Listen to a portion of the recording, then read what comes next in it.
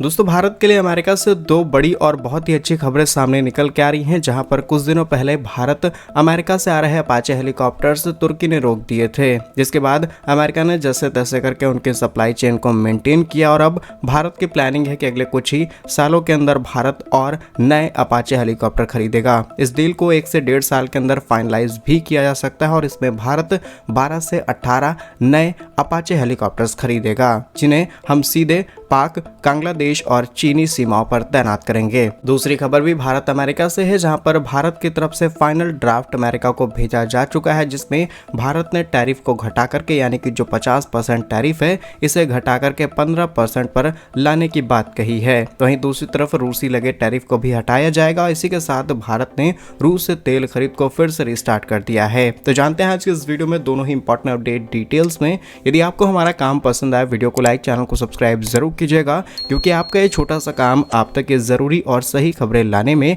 हमारी बड़ी मदद करता है। तो सबसे पहले अपाचे से आ रही अपडेट की बात की जाए तो भारतीय थल सेना अपने स्ट्राइक कॉर्प्स के लिए मौजूदा 6 AH-64E अपाचे हेलीकॉप्टर्स की संख्या को अपर्याप्त मानते हैं, यानी कि जितने हमारे पास अपाचे हेलीकॉप्टर होने चाहिए ये शायद उतने नहीं हैं। और इस चीज पर बहुत ही क्लोजली ऑब्जर्वेशन की जा रही है कि 2028 तक भारत और नए अपाचे हेलीकॉप्टर्स खरीद सकता है। इसी के साथ प्रचंड जैसे देशी हेलीकॉप्टर्स को भी और ज्यादा बड़े पैमाने पर शामिल किया जाएगा। असल में रिपोर्ट से कहती हैं कि भारतीय सेना ने हाल ही में अपाचे हेलीकॉप्टर्स के इंडक्शन को शुरू किया है, लेकिन जैसे जैसे इनकी रियल ऑपरेशन यूजर्स सामने निकल के आ रहे हैं और मिलिट्री प्लानर्स का ऑब्जर्वेशन है कि जितने अपाचे हेलीकॉप्टर्स भारत के पास हैं ये भविष्य की जरूरतों के लिए काफी नहीं है। आर्मी एविएशन कॉर्प के अनुसार 12 से 18 भारी हेलीकॉप्टर की आवश्यकता और ज्यादा पड़ सकती है और स्ट्राइक कॉर्प की गहराई ऑफेंसिव ऑपरेशंस के लिए इसी के साथ एयर सपोर्ट मिल सके, लेकिन बजट को प्रायोरिटी देखते हुए सरकार 2020 में सिर्फ 6 अपाचे हेलीकॉप्टर्स खरीदते हैं, लेकिन भविष्य में बजट को बढ़ा करके और नए अपाचे खरीदे जाएंगे। हालांकि अमेरिका के साथ डिलीवरी डिलेज भी देखने को मिलते हैं, जो कि भारत के लिए अलग चैलेंज बन जाता है। फिलहाल उसके लिए भारत को कोई ना कोई नई पेनल्टी सिस्टम इंट्रोड्यूस कराना होगा, जिससे टाइमली डिलीवरी सभी चीजों की होती रहे। और इस रिपोर्ट में कहा गया, जहाँ पर एविएशन एक्सपर्ट्स और प्लानर्स का ऑब्जर्वेशन है कि छोटी जो फ्लीट है उनको मेंटेनेंस, उनकी ट्रेनिंग, इन सब में बहुत ज्यादा टाइम लग सकता है। और अगर हमारे पास बड़ी फ्लीट होती है तो हम उतने ही टाइम लिमिट के अंदर ज्यादा बड़ी स्क्वाड्रन की मेंटेनेंस और उसकी ट्रेनिंग इजीली कंप्लीट कर पाएंगे। तो ये भारत के लिए आसान हो जाएगा, जिससे भारत की कैपेबिलिटीज और ज्यादा इंक्रीज हो सकती हैं अलग अलग वेदर कंडीशन के अंदर। और आज के समय अपाचे से बढ़िया हेलीकॉप्टर बताए नहीं जाते हैं, क्योंकि एक ऐसा हेलीकॉप्टर है जो कि चलता फिरता टैंक है। ये आसमान से रहते हुए किसी भी तरीके के हमला करने के लिए पूरी तरीके से तैयार रहता है और इसे इसी तरीके से तैयार किया गया है कि वेस्टर्न डेजर्ट से लेकर के प्लेन्स, हाई एल्टीट्यूड हर जगह पर तैनात होते हैं और वहां पर अपने ऑपरेशन सक्सेसफुली कंप्लीट कर सकता है। अब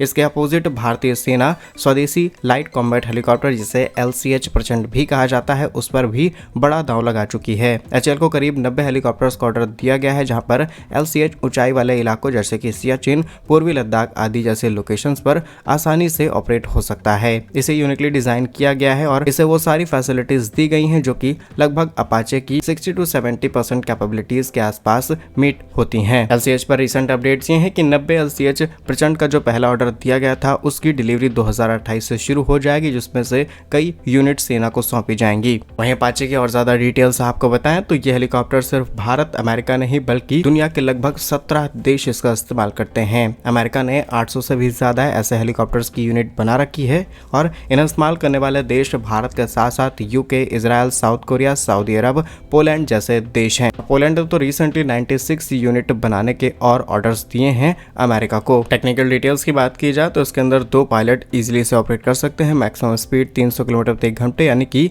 164 नॉट के आसपास है। रेंज 480 किलोमीटर है। मैक्सिमम एल्टीट्यूड 20,000 फीट और 2 जनरल इलेक्ट्रिक के T70GE701D इंजन का इस्तेमाल किया गया है। एंड इसकी अपग्रेडिंग भी शामिल है, जहां पर T901 कुछ यूनिट्स में अमेरिका ने इस्तेमाल करना शुरू कर दिया है और मैक्सिमम टेक ऑफ वेट लगभग 10,432 किलोग्राम के आसपास है। अच्छी बात यह है, इसके हथियारों की बात की जाए तो इसमें M230 इंटीग्रेट हो सकती है, जो कि कुछ ही सेकंड्स के अंदर 1200 राउंड फायर करती है। वहीं हेलफायर मिसाइल लगाई जा सकती है, जहां एक बार में करीब 16 ऐसी मिसाइल इंटीग्रेट हो सकती हैं। हाइड्रा 70 रॉकेट इसमें इस्तेमाल हो सकता है। हाइड्रा रॉकेट इसमें इंटीग्रेट होता है। एयर टू एयर जितने भी हथियार होते हैं वो सब कुछ इसमें इंटीग्रेट हो सकते हैं। टेक्नोलॉजीज की बात की जाए तो लॉन्ग बो रेडार इसके साथ इंटीग्रेटेड है, जो कि एक बार में 128 टारगेट्स को आसानी से पहचान कर उन पर हमला कर सकता है। करंटली इंडियन एयरफोर्स के पास 22 H-64 यानी अपाचे हेलीकॉप्टर्स मौजूद है, जिन्हें मोस्टली पठानकोट और जोरहट के अंदर हमने डिप्लॉय कर रखा है।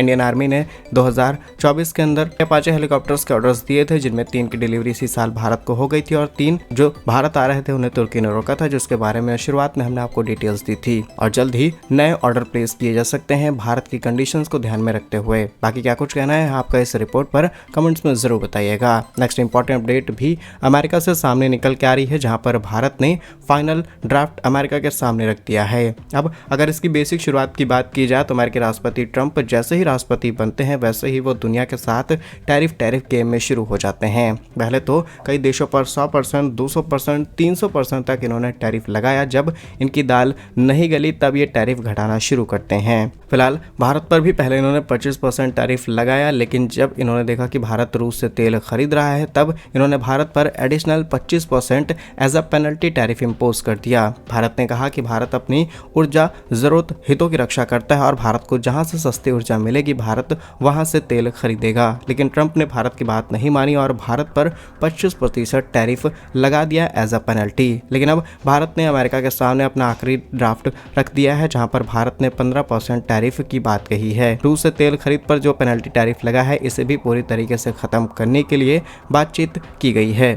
खबर यह है कि दोनों देशों के बीच एक व्यापक द्विपक्षीय समझौता व्यापार बायलैटरल ट्रेड एग्रीमेंट पर बातचीत चल रही है। कॉमर्स सचिव राजेश अग्रवाल का कहना है कि समझौते पर जल्द ही सहमति बन सकती है। हालांकि उन्होंने कोई तय समय सीमा नहीं बताई और इस हफ्ते भारत और अमेरिका की व्यापार टीमें दिल्ली में बैठक करती हैं। बातचीत 2 मुद्दों पर रही और भारत पर पहला यही स्टेटमेंट रहा कि आपको टैरिफ घटाना होगा। अमेरिकी टैरिफ की वजह से भारत का एक्सपोर्ट लगातार घटता चला जा रहा है। नवंबर के महीने में कुछ एक्सपोर्ट्स बढ़े हैं, लेकिन ओवरऑल अगर एक्सपोर्ट्स की बात की जाए तो वो डिक्लाइन फेज में है। जुलाई 2025 में 8 बिलियन जो ट्रेड था वो अगस्त 2025 में 6 बिलियन रह गया। सितंबर में $5.5 अरब और अक्टूबर में थोड़ा सा इंक्रीज हुआ, जहां पर लगभग $6.5 बिलियन के आसपास एक्सपोर्ट किया और ये सोर्स है ग्लोबल ट्रेड रिसर्च इनिशिएटिव की तरफ से। अब अगर बेसिक फायदों की बात की जाए, अगर अमेरिका टैरिफ घटा देता है 50% से 15% पर ला देता है तो इससे भारत को फायदा ये मिलेगा कि भारतीय सामान अमेरिका में सस्ता होगा, जिससे हमारे ऑर्डर्स और आएंगे और हमारा एक्सपोर्ट बढ़ जाएगा। इससे भारत को विदेशी करेंसी मिलेगी और फिर